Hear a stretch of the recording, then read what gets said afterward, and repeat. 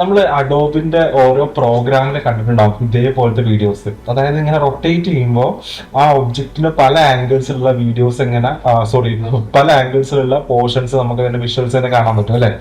So അടിപൊളിയായിട്ടാണ് feel ചെയ്തിട്ടുണ്ടായിരുന്നു. ഇപ്പൊ recent അതായത് കുറച്ച് ഒരു 1 വീക്ക് 2 വീക്ക് ആയിരുന്ന അവരുടെ ബീറ്റ വേർഷനിൽ ഈ സംഭവം അവൈലബിൾ ആണ്. അതായത് നമുക്ക് നമ്മുടെ ഇമേജിനെ അതിലോട്ട് ഇമ്പോർട്ട് ചെയ്തിട്ട് ജസ്റ്റ് റൊട്ടേറ്റ് എന്നുള്ള സംഭവം ടാപ്പ് ചെയ്ത് കഴിഞ്ഞാൽ നമുക്ക് അതിലുള്ള ഒബ്ജക്റ്റിന്റെ പല ആംഗിൾസ് നമുക്ക് എടുക്കാൻ പറ്റും. സോ ഇവിടെ നമുക്ക് പല AI ടൂൾസ് യൂസ് ചെയ്തിട്ടാണ് നമ്മൾ ഇതൊക്കെ ചെയ്തിട്ടുണ്ടായിരുന്നത്. പക്ഷെ ഇപ്പൊ അഡോബ് നമ്മുടെ ഫോട്ടോഷോപ്പിൽ വന്നിട്ടുണ്ട്. ജസ്റ്റ് നമുക്കൊന്ന് ചെക്ക് ചെയ്ത് നോക്കാം.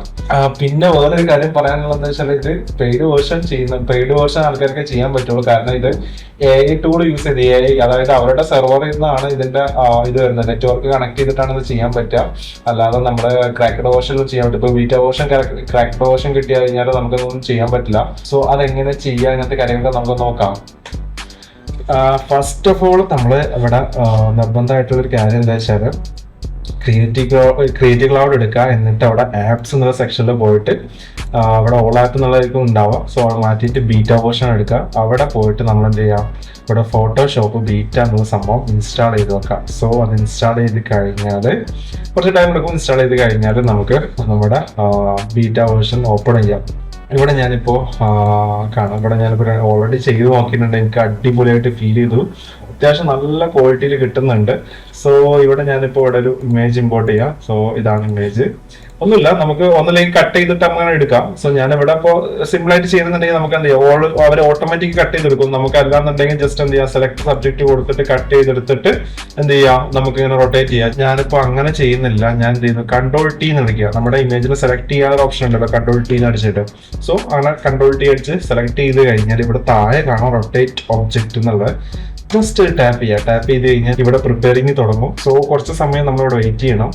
ഒരു 30 സെക്കൻഡ് 30 സെക്കൻഡ് ഒക്കെ വെയിറ്റ് ചെയ്താൽ തന്നെ അത്യാവശ്യം അതിലോട്ട് നമുക്ക് കൺവേർട്ട് ആയി കിട്ടും. ഓക്കെ, ഇപ്പോൾ ഇവിടെ നമുക്ക് കൺവേർട്ട് ആയി കിട്ടി. ഇവിടെ നിങ്ങൾ നോക്കുമ്പോൾ കാണാം, നിങ്ങൾക്ക് ഇവിടെ ക്വാളിറ്റി ഇല്ല എന്നൊരു ഫീൽ വരും. അതായത് നമ്മുടെ ഇമേജിൽ നിന്ന് നല്ല ക്വാളിറ്റി ലോസ് സംഭവിച്ചിട്ടുണ്ടല്ലോ, അപ്പോൾ ഇതുകൊണ്ട് വലിയ യൂസ് ഉണ്ടാവില്ല എന്നുള്ളൊരു ഫീൽ വരും. പക്ഷെ അങ്ങനെയല്ല. ഇത് ഓൺലി ഇതോടെ റൊട്ടേറ്റ് ചെയ്യുമ്പോൾ മാത്രമാണ് ഈ ക്വാളിറ്റി ഡൗൺ വരുന്നത്. ഈ റൊട്ടേറ്റ് ചെയ്ത് നമ്മളിവിടെ ഡൺ കൊടുത്തു കഴിഞ്ഞാൽ നമുക്ക് നല്ല ക്വാളിറ്റിയിൽ തന്നെ ഇത് തരുന്നുണ്ട്. ഇവിടെ ഉണ്ട്, ഇവിടെ നമുക്ക് തന്നെ ചേഞ്ച് ചെയ്യാനുള്ള ഓപ്ഷൻ, ഇവിടെ റൊട്ടേഷൻ്റെ സംഭവം നമുക്ക് കാണാൻ പറ്റും. ഇത് യൂസ് ചെയ്തിട്ട് നമുക്ക് തന്നെ റൊട്ടേറ്റ് ചെയ്യാം. നമുക്ക് സൈഡ് വ്യൂ ഈ സൈഡ് കൊടുക്കാം. അല്ലെങ്കിൽ ഇനിയിപ്പോൾ നമുക്ക് താഴ്ഭാഗം വേണമെങ്കിൽ അങ്ങനെ കൊടുക്കാം, ടോപ്പ് പോർഷൻ വേണമെങ്കിൽ അങ്ങനെ കൊടുക്കാം. ഞാനിങ്ങനെ സൈഡ് പോർഷൻ കൊടുക്കാം. എന്നിട്ട് ഞാൻ ഇവിടെ ജസ്റ്റ് ഡൺ കൊടുക്കുകയാണ്. ഡൺ കൊടുത്തു കഴിഞ്ഞാൽ ഇവിടെ പിന്നെ എൻഹാൻസിങ് തുടങ്ങുകയാണ്. അതായത് ഇവിടെ ഇപ്പം നമുക്ക് ക്വാളിറ്റി ഇല്ല, നമ്മുടെ ഇമേജിൽ തീരെ ക്വാളിറ്റി ഇല്ല. ഇനി എൻഹാൻസിങ് കഴിഞ്ഞാൽ നമുക്ക് കാണാം അതിന്റെ ക്വാളിറ്റി. സോ കംപ്ലീറ്റ് ആയി. ഓക്കെ, കണ്ടോ, അത്യാവശ്യം നല്ല രീതിയിൽ ക്വാളിറ്റി കിട്ടിയിട്ടുണ്ട്. നമ്മളിവിടെ ശരിക്കും കട്ട് ചെയ്തിട്ടില്ല കേട്ടോ. നമ്മളിവിടെ ഒബ്ജക്ട് സെലക്ഷൻ ടൂളാണ് യൂസ് ചെയ്യുന്നത്. അതായത് ഓട്ടോമാറ്റിക് സെലക്ഷൻ ആണ് യൂസ് ചെയ്യുന്നത്. അതുകൊണ്ടാണ് ഇവിടുത്തെ സെലക്ഷന്റെ ഒരു പെർഫെക്ഷൻ ഇല്ലാത്തത്. അതായത് ഈ പോർഷനൊന്നും പെർഫെക്ഷൻ ഇല്ലാത്തത്. സോ നമ്മൾ നല്ലൊരു അടിപൊളിയായിട്ട് കട്ട് ചെയ്യുകയാണെന്നുണ്ടെങ്കിൽ നമുക്ക് കുറച്ചും കൂടി ബെറ്റർ ആയിട്ട് കിട്ടും അഡ്ജസ്റ്റ്. സോ എന്നാലും അത്യാവശ്യം നല്ല ക്വാളിറ്റിയിൽ കിട്ടിയിട്ടുണ്ട്. അപ്പോൾ നിങ്ങളൊന്ന് ട്രൈ ഔട്ട് ചെയ്ത് നോക്കുക. പിന്നെ ഒരു കാര്യം പറയാനുള്ളത് വെച്ചാല് ഇത് ഒന്നുകൊണ്ട് കുറേ പ്രശ്നങ്ങൾ ഇവിടെ സംഭവിക്കാൻ പോകുന്നുണ്ട്. എന്താ വെച്ചാല് ഇവിടെ ഫോട്ടോഗ്രാഫേഴ്സിന് വർക്ക് കുറയും, അങ്ങനെ ഒരു ഇഷ്യൂ ഉണ്ട്. അതായത് ഇപ്പോൾ ഒരൊറ്റ ആംഗിളിലുള്ള ഒരു ഫോട്ടോ മതി. ദെൻ അതർ ആംഗിൾസ് ഒക്കെ നമുക്ക് ഈ ടൂൾ യൂസ് ചെയ്ത് ചെയ്യാൻ പറ്റും. ഇതിന്റെ പ്രശ്നം എന്താ വെച്ചാൽ ഇതിപ്പോ കുറച്ച് മുമ്പൊക്കെ കോണ്ടന്റ് ക്രിയേറ്റേഴ്സ് ഒക്കെ പറഞ്ഞൊരു സംഭവമുണ്ട്. സോ പുതിയൊരു ടൂൾ വന്നിട്ടുണ്ട്, AI ടൂൾ വന്നിട്ടുണ്ട്. ഇവിടെ ഗ്രാഫിക് ഡിസൈനേഴ്സിന്റെ പണി പോവുകയാണ്. ഇപ്പൊ ഈ ഗൂഗിളിന്റെ ജെമിനിയിൽ നാനോ വന്ന സമയത്ത് ഇനി ഫോട്ടോഷോപ്പ് യൂസ് ചെയ്യേണ്ട, ഫോട്ടോഷോപ്പ് എടുത്ത് ഒഴിവാക്കേണ്ട സ്ഥിതി വന്നിട്ടുണ്ട്. ഇവിടെ പുതിയ ടൂൾ വന്നിട്ടുണ്ടെന്നുള്ള രീതിയിലൊക്കെ പറഞ്ഞിട്ടുണ്ടായിരുന്നു ഈ കോണ്ടന്റ് ക്രിയേറ്റേഴ്സ്. സോ ഇപ്പൊ ഫോട്ടോഷോപ്പിൽ ഈ അപ്ഡേഷൻ കണ്ടില്ലേ. സോ ഇതിൽ നിന്ന് മനസ്സിലാക്കാൻ പറ്റുന്ന എന്താ വെച്ചാല് നമ്മളിപ്പോ ഒരു ഫോട്ടോ എഡിറ്റ് ചെയ്യുന്ന പല ഫീച്ചേഴ്സ് ഉണ്ടാവുമല്ലോ, പല കാര്യങ്ങളുണ്ടാവുമല്ലോ. സോ അതൊക്കെ ചെയ്യാൻ ഇപ്പോൾ നമുക്ക് നാനോബനയിൽ ലിമിറ്റേഷൻസ് ഉണ്ട്. അതായത് എല്ലാ കാര്യങ്ങളും ചെയ്യാൻ പറ്റില്ല, ലിമിറ്റേഷൻസ് ഉണ്ട്, കറക്റ്റ് ആയിട്ട് കിട്ടണമെന്നില്ല അല്ലെ.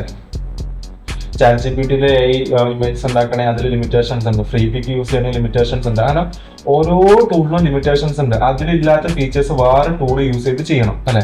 ഇപ്പൊ ഇവിടെ ChatGPT അല്ലെങ്കിൽ ജെമിനിയോ അല്ലെങ്കിൽ വേറെ ഏത് AI ടൂൾ ഇമേജ് എഡിറ്റ് ചെയ്യുന്ന ഏതെങ്കിലും ടൂൾ എടുക്കുകയാണെന്നുണ്ടെങ്കിൽ അതിന് ഒരു മന്തിൽ നമ്മൾ പ്രീമിയം വേർഷൻ എടുത്താലും നമുക്ക് ചെയ്യാൻ പറ്റും. മന്തിൽ ഇതിന് എമൗണ്ട് കൊടുത്തിട്ട് വേണം ചെയ്യാൻ.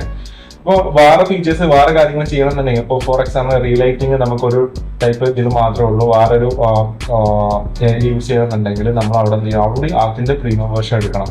സോ അതൊരു ബുദ്ധിമുട്ടായിരിക്കും ഒരു ആക്ച്വലി ഒരു ക്രിയേറ്ററെ സംബന്ധിച്ചോളം. ഏത് ടൂളായിരിക്കും നല്ലൊരു പ്രശ്നം ഉണ്ടാവും അവിടെ. സോ അപ്പോൾ ഇവിടെ ഈ ഫോട്ടോഷോപ്പിൽ ഈ അപ്ഡേഷൻസ് വരുമ്പോൾ അവിടെ ഒരു സൊല്യൂഷൻ ആവാണ്. കാരണം ഫോട്ടോഷോപ്പിൽ എല്ലാം ചെയ്യാൻ പറ്റും. നമുക്ക് ഓൾറെഡി അതൊരു ഇമേജ് എഡിറ്റിംഗ് സോഫ്റ്റ്വെയർ ആണ്. അതിൽ ഇപ്പോൾ ഈ പല AI ടൂൾസും കൊടുത്തിരുന്ന ഫീച്ചേഴ്സ് ഇവർ ഇതിലോട്ട് കൊണ്ടുവന്നു.